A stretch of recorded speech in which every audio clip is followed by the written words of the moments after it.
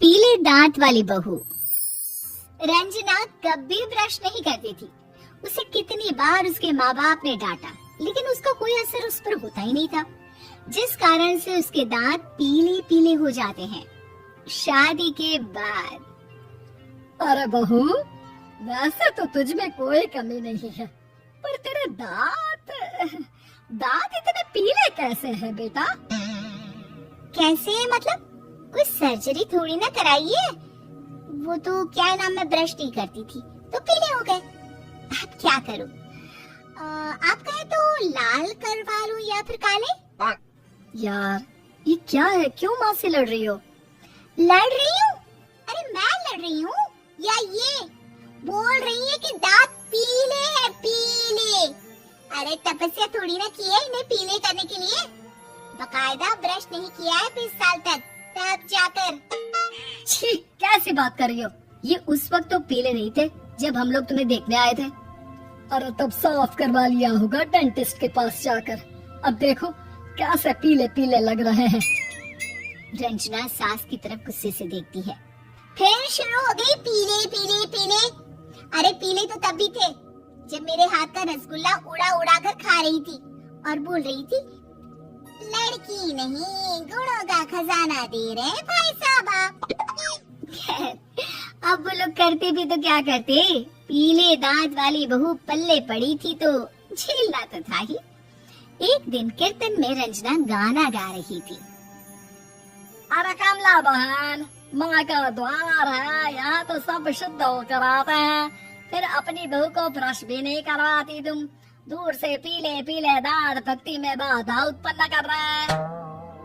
अरे कोई 2 साल के बच्चे थोड़ी ना लेकर आई हूँ मैं बहू बनाकर। अच्छी खासी लड़की है, अरे कैसे करवाओ ब्रश? ये तो उसे खुद करना चाहिए ना।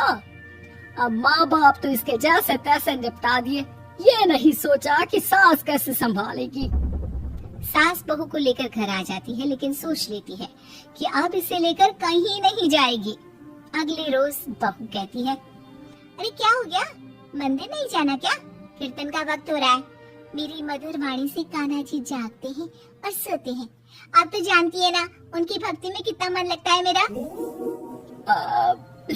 वो क्या है ना, तबीयत ठीक नहीं लग रही है मेरी, आराम करूंगी मैं। तबीयत ठीक नहीं लग रही? अभी तो मिथुन के गाने पर नाच रही थी आप, और अब बोल रही है कि तबीयत ठीक नहीं लग रही। अरे भक्ति में मन लगा लो सासू माँ, ऊपर जाना है, क्या मुंह दिखाओगी आप? हाँ? सास को बहू की बात पर गुस्सा आ जाता है। मैं क्या मुंह दिखाऊंगी, इसकी चिंता तो ना कर, समझी? अपने मुंह की चिंता कर, जो ये पीले पीले दांत लेकर हर जगह पहुंच जाती है। पता है लोग कितना मजाक बनाते हैं। ना जी ना, मैं नहीं जाना कहीं तेरे साथ।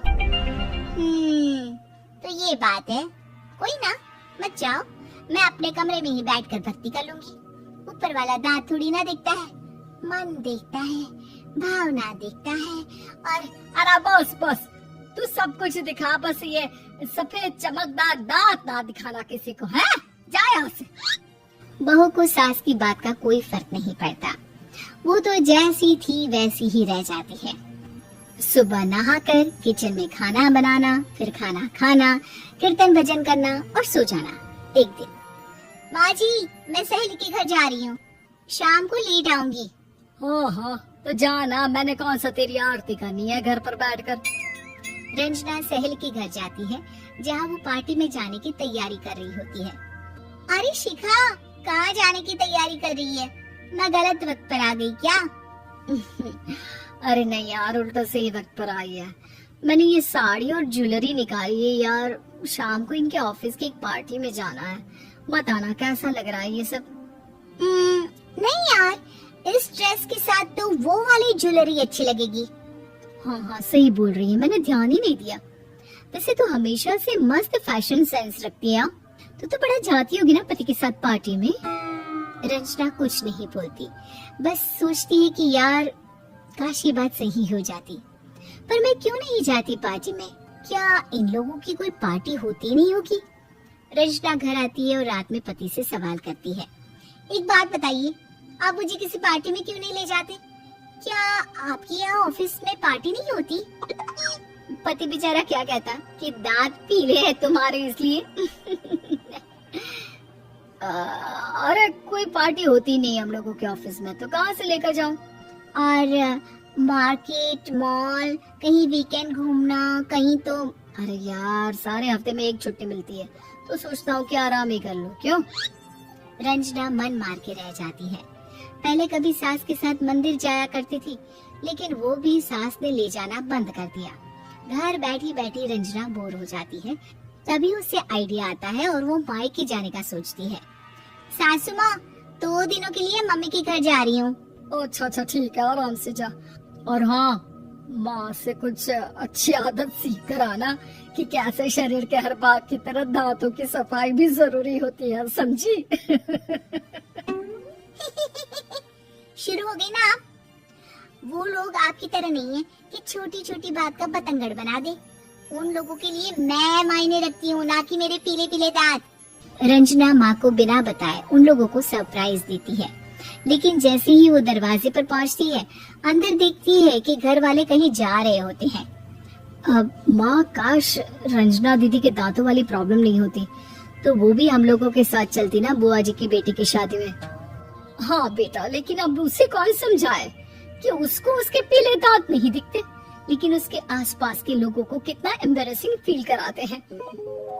मुझे तो कितनी बार उसके स्कूल की टीचर ने शिकायत की कि उसके साथ कोई लड़की बैठना भी नहीं चाहती, और ना ही कॉलेज में कोई उससे बात करना चाहता था। लेकिन पता नहीं क्यों उसे ये बात समझ में नहीं आती। कोई कमी नहीं है उस लड़की में, बस यही कि दांत पीले हैं। वो तो भला हो जीजाजी और उनकी माँ का, जो दीदी को जैसी है वैसे ही रखा हुआ है। रंजना को अपने घर वालों की बात सुनकर बहुत दुख होता है। वो सोचती है कि वो क्या करे, लेकिन फिर वो सीधा डेंटिस्ट के पास जाती है, अपने दांत चमकाती है और कसम खाती है कि वो रोज ब्रश करेगी। अरे क्या हो गया? तुम तो 2 दिनों के लिए गई थी ना, पर कोई ना, अच्छा है, चलो आ गई तो।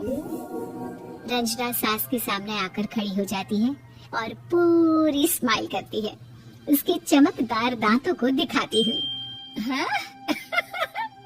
चले मंदिर?